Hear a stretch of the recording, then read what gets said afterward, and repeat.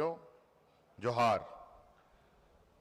भगवान बिरसा मुंडा एवं वीर शहीद सिद्धू कान्हू जैसे अनेक महान सपूतों की बलिदानी भूमि पर मैं आप सभी का हार्दिक अभिनंदन करता हूं और समस्त झारखंड वासियों तथा देशवासियों को स्वतंत्रता दिवस की हार्दिक बधाई एवं शुभकामनाएं देता हूं। आज हम भारत की आज़ादी के 75वें वर्षगांठ पूरा हर्षोल्लास के साथ मना रहे हैं।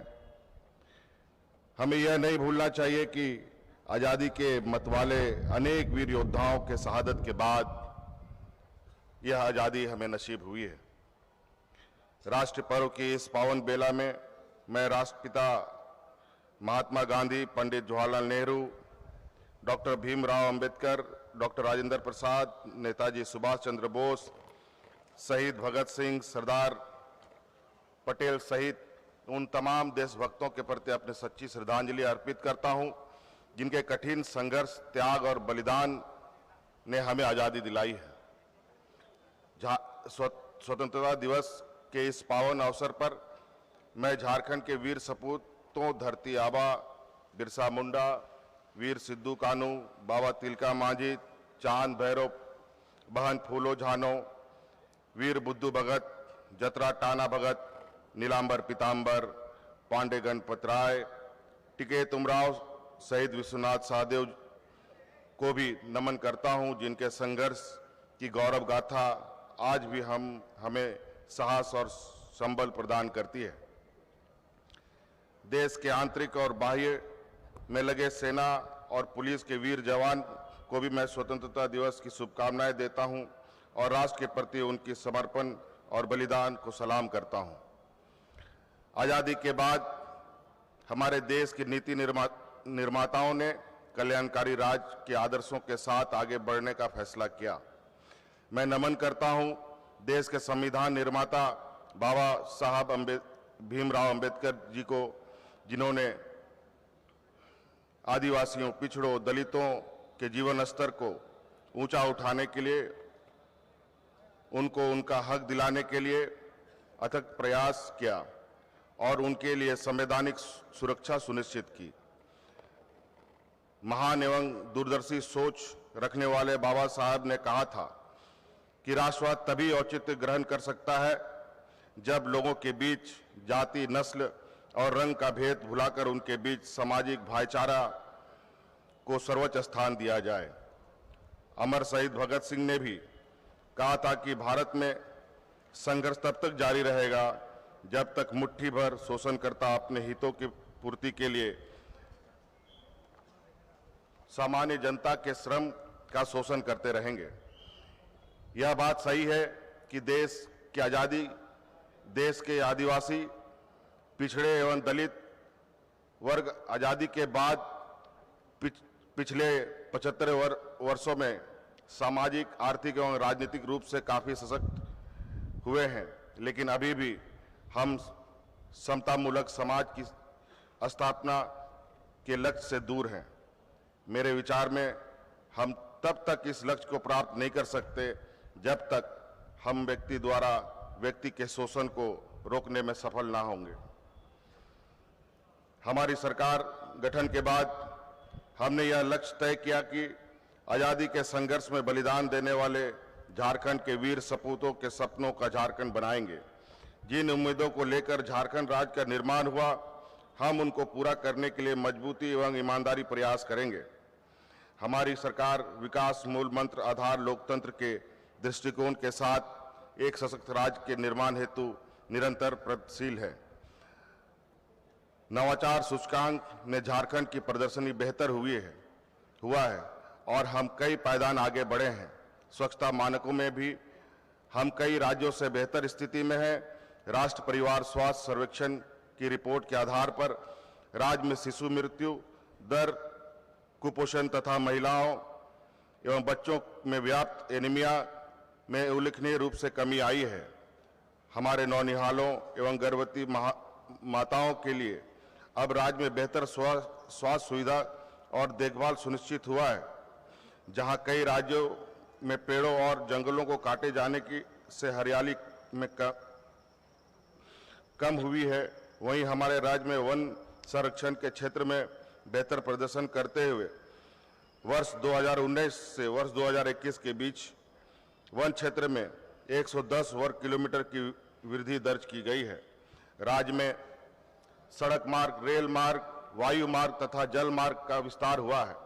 राज्य में शिक्षा एवं स्वास्थ्य के स्तर में उन्नयन हुआ है। ये सब राज्य के विकास के पथ पर अग्रसर होने के सूचक हैं। वहीं दूसरी तरफ युवाओं के लिए रोजगार सुनिश्चित करना एवं श्रमिकों का पलायन भी राज्य के लिए एक बहुत बड़ी चुनौती बनी हुई है। हमारी सरकार ने झारखंड राज्य निजी क्षेत्र में स्थानीय उम्मीदवारों का नियोजन अधिनियम 2021 गठित किया है। इस अधिनियम के तहत प्रत्येक नियोक्ता 40,000 रुपये तक के मासिक वेतन वाले पदों के कुल रिक्ति के 75% पद पर स्थानीय उम्मीदवारों को नियोजित करेगा। 16 जुलाई 2022 को निजी क्षेत्र में स्थानीय नियोजन नीति के उद्घोषणा एवं नियुक्ति हेतु ऑफर लेटर वितरण समारोह में करीब 11,000 स्थानीय युवकों को नियुक्ति हेतु ऑफर लेटर दिया गया है। स्थानीय युवाओं के लिए राज्य के भीतर ही रोजगार उपलब्ध कराने और पलायन को रोकने के लिए यह निर्णय मील का पत्थर साबित होगा। यह बात सही है कि वर्तमान स्थिति में हम राज्य से पलायन को पूरी तरीके से रोक नहीं सकते, पर विपदा की स्थिति में हम अपने प्रवासी श्रमिकों को हर संभव सहायता पहुंचाने का प्रयास कर रहे हैं। किसी भी प्रकार की आकस्मिकता अथवा आपदा की स्थिति में, चाहे वह देश में हो या देश के बाहर, उन तक तत्काल सहायता पहुंचाने तथा श्रमिकों की सुरक्षित घर वापसी की व्यवस्था सरकार द्वारा की गई है। कई बार दुर्घटना आदि में श्रमिकों की मृत्यु हो जाती है। ऐसे मृत प्रवासी श्रमिक के आश्रितों को सरकार की ओर से 1 लाख रुपए की सहायता राशि दी जा रही है। मैं मजदूर भाइयों को यह भरोसा दिलाना चाहता हूं कि हमारी सरकार हर कदम उनके साथ है। खनिज संसाधनों से परिपूर्ण और संभावना से भरे हमारे राज्य में विकास को गति देने के लिए कई नीतियां बनाई गई हैं। इसी उद्देश्य से झारखंड औद्योगिक एवं निवेश प्रोत्साहन नीति 2021 लागू की गई है। इस नीति में कोर सेक्टर, खासकर खाद्य प्रसंस्करण, नवीकरणीय ऊर्जा, लॉजिस्टिक, खनिज तथा वस्त्र आधारित उद्योग पर विशेष रूप से ध्यान केंद्रित किया गया है। श्रम आधारित उद्योगों की स्थापना से राज्य में रोजगार के नए अवसर सृजित होंगे। वहीं दूसरी तरफ नई एवं आधुनिक प्रौद्योगिकी पर आधारित उद्योगों की स्थापना से औद्योगिक राज्य के रूप में झारखंड की पहचान फिर से स्थापित होगी। राज्य से निर्यात को बढ़ावा देने के लिए रांची में वर्ल्ड ट्रेड सेंटर का शिलान्यास किया गया।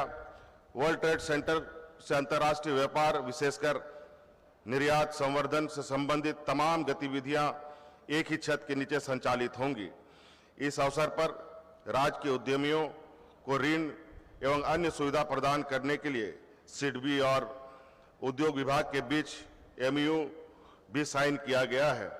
वर्ल्ड ट्रेड सेंटर झारखंड की आर्थिक गतिविधियों को मजबूत करने में अहम रोल निभाएगी। हमारी सरकार द्वारा राज्य को टूरिस्ट डेस्टिनेशन के रूप में स्थापित करने के लिए नई पर्यटन नीति 2021 अधिसूचित की गई है। इस पर्यटन नीति में राज्य में पर्यटन क्षेत्र में निवेश पर विभिन्न प्रकार के प्रोत्साहन दिए जाने का प्रावधान है। इसके साथ ही राज्य एवं राज्य के बाहर से आने वाले पर्यटकों को सभी सुविधाएं मुहैया कराने के लिए पर्यटक स्थलों एवं उसके आसपास आधारभूत संरचनाओं का निर्माण कराया जा रहा है। राज्य सरकार द्वारा नियुक्ति की प्रक्रिया को गति प्रदान करने के लिए विभिन्न नियुक्ति एवं परीक्षा संचालन नियमावलियों के गठन तथा संशोधन की कार्रवाई प्राथमिकता के साथ की गई है। मैंने सभी विभाग को स्पष्ट निर्देश दिया है कि राज्य सरकार के अधीन रिक्त पदों को तेजी से भरने की कार्रवाई की जाए। राज्य निर्माण के बाद पहली बार हमने अनुमंडल कृषि पदाधिकारी के पद पर युवक युवतियों की नियुक्ति किया है। राज्य की विधि विज्ञान प्रयोगशाला में खाली पदों को भी भर चुके हैं। विभिन्न विश्वविद्यालयों में व्याख्याता के पद पर नियुक्ति पूर्ण कर ली गई है एवं कुछ जगह नियुक्ति की प्रक्रिया अभी अंतिम चरण में है। जेपीएससी के नियमावली गठन करने के साथ साथ हमने रिकॉर्ड 251 दिन में विभिन्न विभाग अंतर्गत 11 सेवाओं के कुल 252 रिक्त पदों पर नियुक्ति की प्रक्रिया पूर्ण करते हुए अभ्यर्थियों को नियुक्ति पत्र भी दिया है। सरकारी कर्मियों के लिए पुरानी पेंशन बहाल करने के संबंध में मैंने वादा किया था। इस संबंध में कैबिनेट से प्रस्ताव भी पारित हो चुका है। एसओपी निर्माण की प्रक्रिया आगे बढ़ रही है। शीघ्र ही इसे पूर्ण रूप से लागू कर दिया जाएगा। झारखंड राज्य के खिलाड़ियों को हर प्रकार की सुविधा देने के लिए दृढ़ संकल्पित है। राज्य में खेल एवं खिलाड़ियों को प्रोत्साहित करने हेतु नई खेल नीति बनाई गई है। सरकार की ओर से खिलाड़ियों को समुचित सहयोग मिले, इसके लिए राज्य में पहली बार जिला खेल पदाधिकारियों की भी नियुक्ति की गई है। इन सब से राज्य में एक बेहतर माहौल तैयार हुआ है, जिससे खिलाड़ियों की प्रतिभा निखर कर सामने आई है और राज्य के खिलाड़ी राष्ट्रीय एवं अंतर्राष्ट्रीय फलक पर झारखंड की प्रतिभा का लोहा मनवा रहे हैं। पिछले दिनों कॉमनवेल्थ गेम 2022 में राज्य के युवा खिलाड़ी लवली चौबे एवं रूपा रानी तिर्की ने लॉन बॉल प्रतिस्पर्धा में भारतीय टीम को गोल्ड मेडल दिलाकर देश और झारखंड को गौरवान्वित किया है। भारतीय महिला हॉकी टीम ने भी कांस्य पदक जीता। झारखंड की बेटियां सलीमा टेटे, निकी प्रधान, संगीता कुमारी इस विजेता टीम का हिस्सा थीं। इसके पहले भी सलीमा टेटे व निकी प्रधान ने ओलंपिक में अपनी उत्कृष्ट प्रदर्शन से सबका दिल जीता है। आज हमारे राज्य में कई खिलाड़ी विभिन्न खेल स्पर्धाओं में देश की प्रतिनिधित्व कर रहे हैं और राष्ट्रीय एवं अंतर्राष्ट्रीय स्तर पर झारखंड का नाम रोशन कर रहे हैं।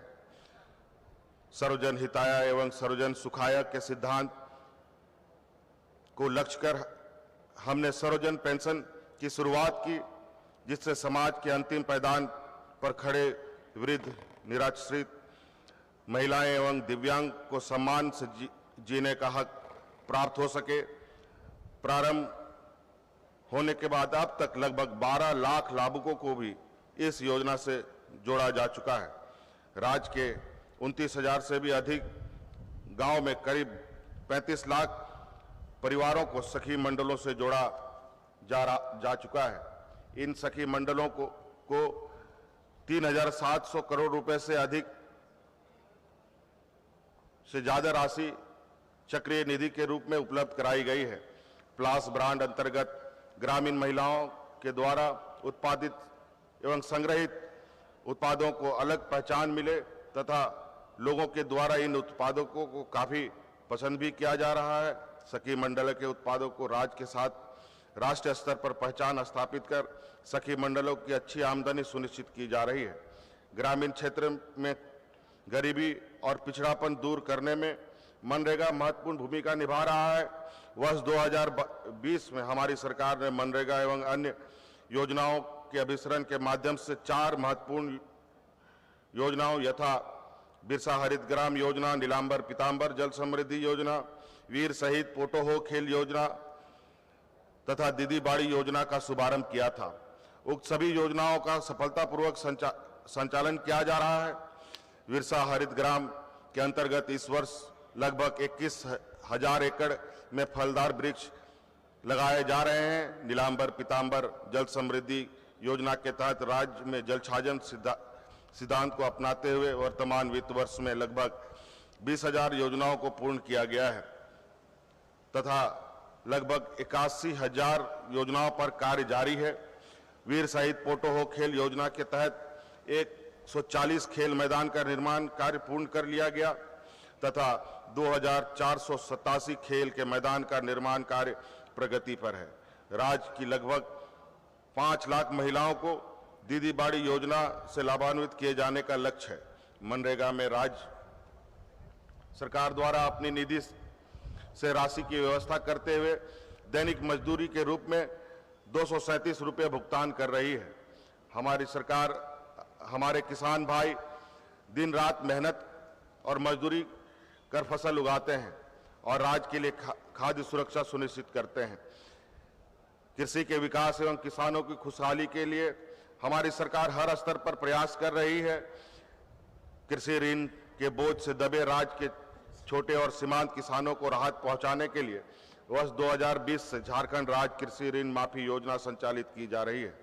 इस योजना के अंतर्गत अब तक कुल 1529 करोड़ रुपए की राशि 3,83,102 कृषकों के ऋण खाते में ट्रांसफर की गई है।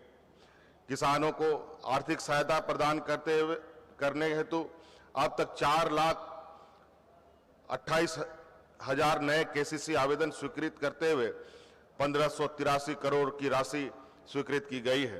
किसानों के प्रशिक्षण हेतु समेकित बिरसा ग्राम विकास योजना सह कृषि पाठशाला की शुरुआत की गई है। सरकार द्वारा किसानों का गुणवत्ता युक्त बीज 50% अनुदान पर उपलब्ध कराई जा रही है। पिछले खरीफ वर्ष 2021-22 में राज्य में 74.16 लाख टन खाद्यान्न फसल का रिकॉर्ड उत्पादन हुआ। वर्तमान खरीफ मौसम में सामान्य से कम वर्षा होने की रिपोर्ट मिली है। राज्य सरकार द्वारा इस पर सतत निगरानी रखी जा रही है। वर्तमान परिस्थिति को देखते हुए हमने केंद्र सरकार से झारखंड के लिए विशेष पैकेज की मांग की है। झारखंड राज्य के किसानों के हितों को ध्यान में रखते हुए उन्हें कृषि उत्पादन में आर्थिक नुकसान की भरपाई हेतु वित्त वर्ष 2021-22 में झारखंड राज्य फसल राहत योजना संचालित की जा रही है। इस वर्ष भी राज्य में वर्षा कम हुई, ऐसे में हम फसल राहत योजना के तहत 100 करोड़ रुपए राशि की व्यवस्था कर रहे हैं। झारखंड में ऊर्जा के क्षेत्र में आत्मनिर्भर बनाने तथा स्वच्छ एवं प्रदूषण मुक्त ऊर्जा का पावर हाउस बनाने के लिए झारखंड सौर ऊर्जा नीति 2022 लागू की गई है। हमने वर्ष 2027 तक सौर ऊर्जा से 4000 मेगावाट बिजली उत्पादन करने का लक्ष्य रखा है। राज्य के गिरिडीह शहर को सोलर सिटी के रूप में विकसित किया जा रहा है। इसके अलावा देवघर, सिमडेगा, गढ़वा, पलामू में 20-20 मेगावाट क्षमता का सोलर पार्क की स्थापना की कार्रवाई की जा रही है। राज्य में आर्थिक रूप से कमजोर उपभोक्ताओं पर आर्थिक बोझ कम करने हेतु 100 यूनिट तक की खपत करने वाले सभी घरेलू उपभोक्ताओं को मुफ्त बिजली प्रदान करने का निर्णय हमारी सरकार ने लिया है। राज्य में शहरी क्षेत्र में हरा भरा बनाए रखने के लिए एक पेड़ लगाने पर 5 यूनिट बिजली मुफ्त उपलब्ध कराने की योजना पर कार्य किया जा रहा है। राज्य सरकार शिक्षा के प्रति सजग और संवेदनशील है। राज्य सरकार के प्रयासों से शिक्षा के क्षेत्र में उत्तरोत्तर सुधार हो रहा है। इस वर्ष राज्य के माध्यमिक एवं उच्च माध्यमिक बोर्ड का परिणाम उत्साहवर्धक रहा है। मैट्रिक बोर्ड में 95.6% छात्र छात्राएं सफल हुई हैं, जो अब तक सर्वाधिक परिणाम प्रतिशत रहा है। विद्यालयों में शिक्षक एवं प्रयोगशाला सहायक आदि के 37,000 पद रिक्त हैं। इन पदों पर नियुक्ति हेतु विशेष अभियान चलाकर अगले 6 माह में नियुक्ति प्रक्रिया पूर्ण करने हेतु कार्य प्रारंभ कर दिया गया है। स्कूलों में ICT लैब और स्मार्ट क्लास की सुविधा भी उपलब्ध कराई जा रही है। राज्य में जिला स्तर पर 80 उत्कृष्ट विद्यालयों एवं प्रखंड स्तर पर 305 आदर्श विद्यालयों की स्थापना पर तेजी से कार्य जारी है। 15 नवंबर से राज्य के युवाओं के लिए CM सारथी योजना प्रारंभ की जा रही है। इसके तहत विभिन्न प्रतियोगी परीक्षाओं के लिए निःशुल्क प्रशिक्षण उपलब्ध कराने के साथ साथ प्रोत्साहन भत्ता उपलब्ध करवाया जाएगा। देश के प्रतिष्ठित संस्थानों के अध्ययन के लिए बच्चों के समक्ष आर्थिक परेशानी पैदा ना हो, इसके लिए हमने गुरुजी स्टूडेंट क्रेडिट कार्ड योजना लेकर आ रहे हैं। उच्च शिक्षा को और बेहतर एवं सर्वसुलभ बनाने के लिए झारखंड खुला विश्वविद्यालय एवं पंडित रघुनाथ मुर्मू जनजातीय विश्वविद्यालय की स्थापना की गई है। विश्वविद्यालय के शिक्षकों के रिक्त 2716 पदों पर नियुक्ति हेतु अधियाचना झारखंड लोक सेवा आयोग को भेज दी गई है तथा नियुक्ति की कार्रवाई प्रक्रियाधीन है। राज्य में सड़कों का जाल बिछाना हमारा लक्ष्य है। भारत सरकार के सड़क परिवहन एवं राजमार्ग मंत्रालय के साथ बैठक कर राज्य के लिए कई महत्वपूर्ण राष्ट्रीय उच्च पथ पर प्रस्ताव रखा गया था। राज्य सरकार के प्रयासों से 8 बड़ी परियोजनाओं पर सैद्धांतिक स्वीकृति प्राप्त हो गई है, जिसके तहत लगभग 30,000 करोड़ की लागत से 1,570 किलोमीटर 4 लेन सड़क का निर्माण किया जाएगा। इसके अलावा भारतमाला के तहत स्वीकृत अन्य सड़कों और राज्य द्वारा स्टेट हाईवे का निर्माण पर भी तीव्र गति से कार्य किया जा रहा है। रांची एवं अन्य महत्वपूर्ण शहरों पर फ्लाईओवर का निर्माण भी कराया जा रहा है ताकि शहरों में ट्रैफिक जाम की समस्याओं से छुटकारा मिल सके। राज्य सरकार के द्वारा राज्य के हर कोने के लोगों की समस्या को सुनने एवं उन्हें दूर करने के उद्देश्य से आपका अधिकार, आपकी सरकार, आपके द्वार कार्यक्रम संचालित किया गया, जिसके तहत 35 लाख से अधिक समस्याओं को सुनने के पश्चात उनका निराकरण किया गया। सरकार शीघ्र ही उन अभियान को द्वितीय चरण को प्रारंभ करने जा रही है। राज्य सरकार द्वारा वर्ष 2022 में अधिसूचित जनजाति के 10 छात्र छात्राओं को विदेश में उच्च शिक्षा प्राप्त करने हेतु मरांगोंग के जयपाल सिंह पारदर्शी छात्रवृत्ति योजना का शुभारंभ किया गया था। वित्त वर्ष 2022-23 में इस योजना का विस्तार करते हुए अनुसूचित जनजाति के अलावा अनुसूचित जाति, अल्पसंख्यक एवं पिछड़ा वर्ग के छात्र छात्राओं को भी इस योजनाओं से लाभान्वित किए जाने का निर्णय लिया गया। कमजोर एवं पिछड़े वर्ग के छात्र छात्राओं के शिक्षा में कोई व्यवधान न हो, इसके लिए राज्य सरकार द्वारा प्री मैट्रिक एवं पोस्ट मैट्रिक छात्रवृत्ति योजना के तहत उन्हें आर्थिक सहायता प्रदान की जा रही है।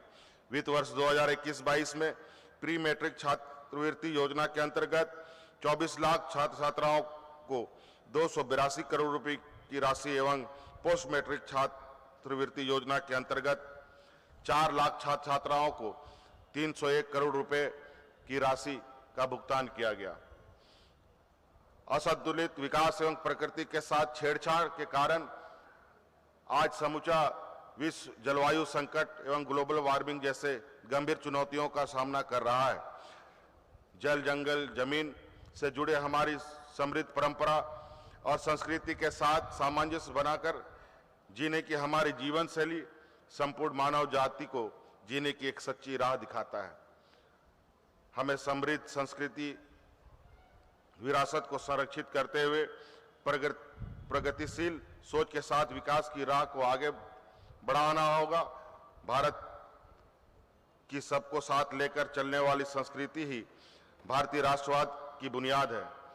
इसमें नफरत के अलावा अलगाववाद के लिए कोई जगह नहीं है। मैं राज्य के युवाओं को विशेष रूप से कहना चाहता हूं कि युवा शक्ति अपनी रचनात्मक और सकारात्मक ऊर्जा का उपयोग झारखंड के नवनिर्माण के लिए करें। मुझे पूरा भरोसा है कि हम सब मिलकर झारखंड को एक समृद्ध, खुशहाल एवं विकसित राज्य बनाने में जरूर सफल होंगे।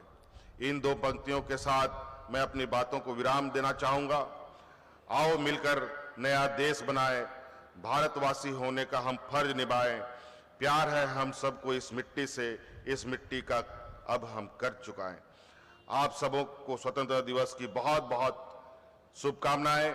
जय हिंद, जय झारखंड, जोहार।